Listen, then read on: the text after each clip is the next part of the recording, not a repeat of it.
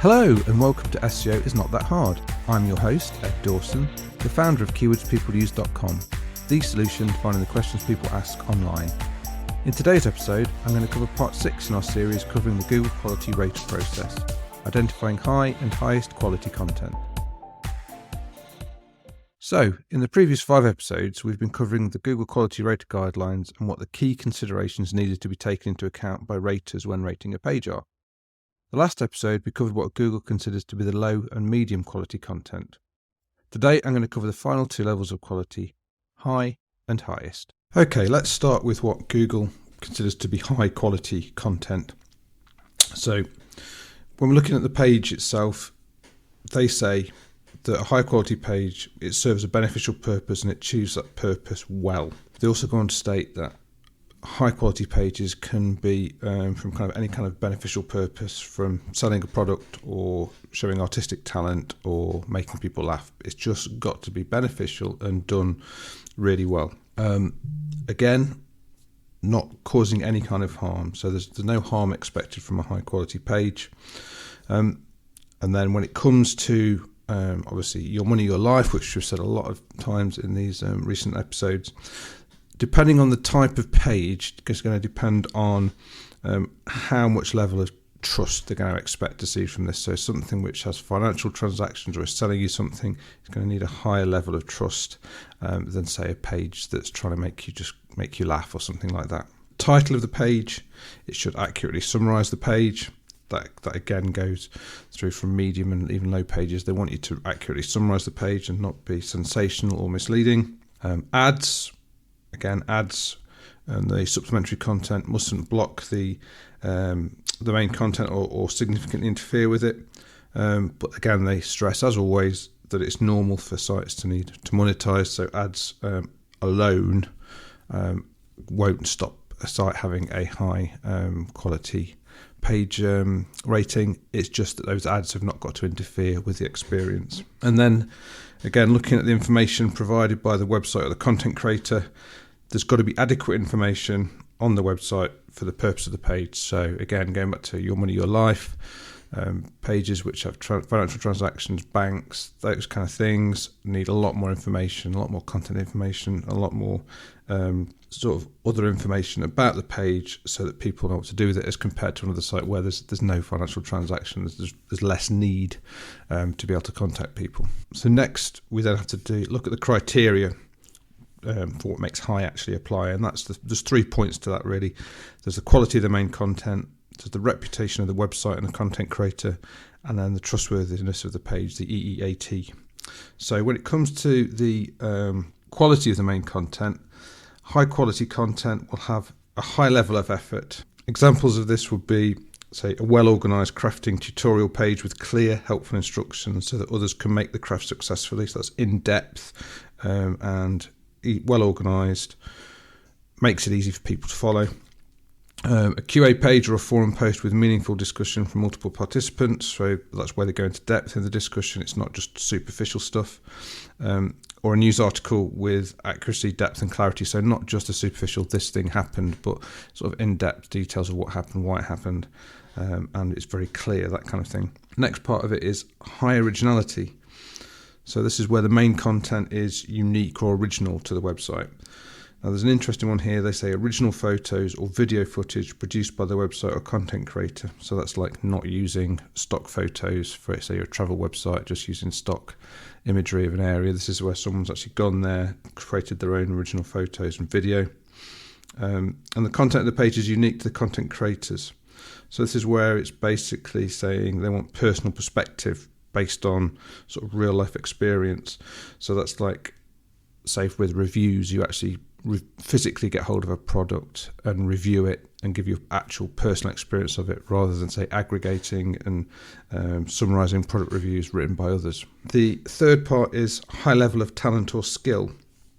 So this is where the person who's creating the content, say it's, if they give an example of a dancer, so if it's a really talented dancer, then that shows high level of talent or skill.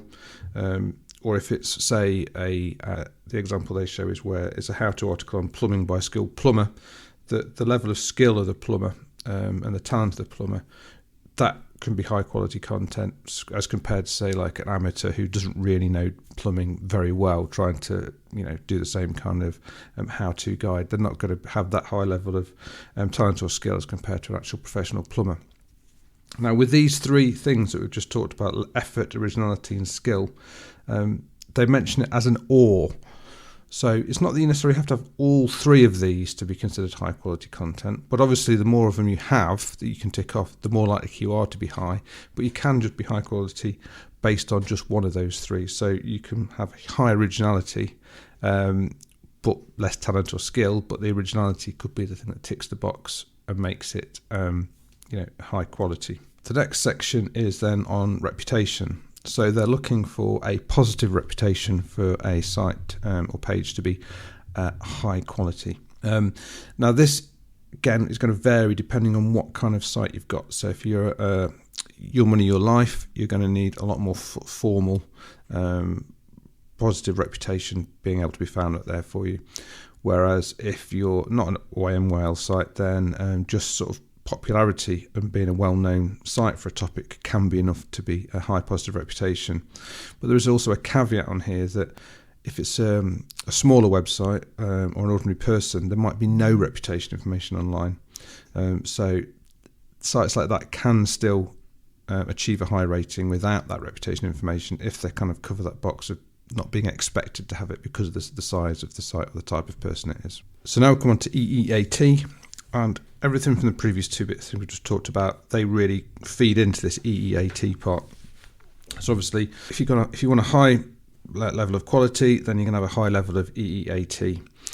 So with experience, the first E, they really pick out first-hand experience on this, so that can make a page high quality. That first-hand experience is really, really key. So if you can demonstrate that, that's really important. The second E, expertise.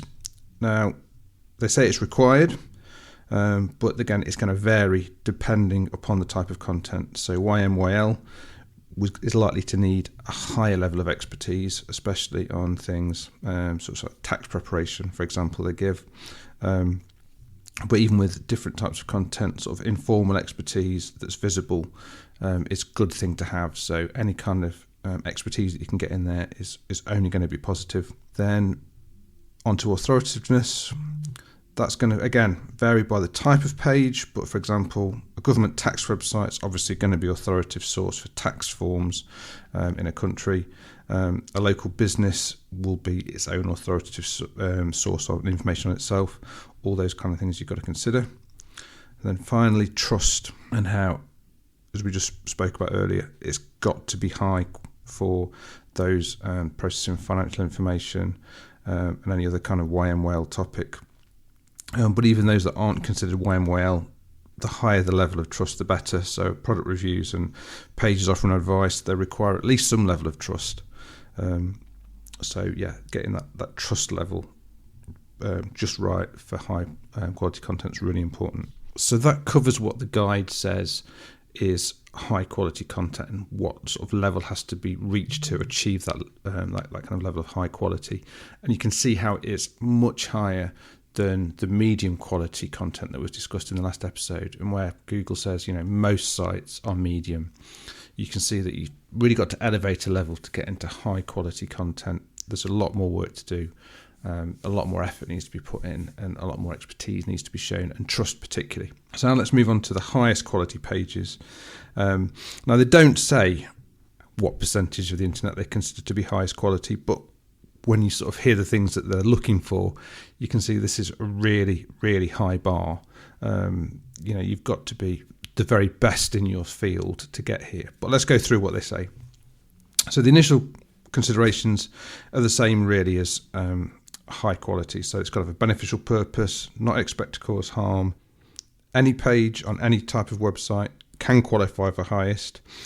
And that, YMWL topics need extra scrutiny, just as normal. Title of the page will accurately summarise the page. That's the same as everything else they were looking for. Again, ads, you can have ads, but they mustn't sort of block or significantly interfere with the main content. And there must be adequate information on the website about the content creator and the website itself for the purpose of the page. And again, that this will vary depending on the type of page. So YMYL will need more information than non-YMYL. Then they come on to the quality, the reputation, and the trustworthiness.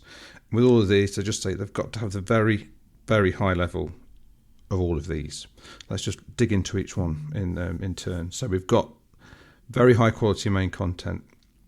So very high quality main content, they say it is some of the most outstanding content on a topic or type that's available online. So you are the very best. For example, for news, if it's a news article, it's going to surface information that would not otherwise have been known. So that's like real investigative stuff. It's not just this thing happened on this day type news. It's a real deep dive into a subject that will bring up information that really wouldn't have been found otherwise. For artistic content, it has to be unique and original, and it has to be created by highly skilled and talented people.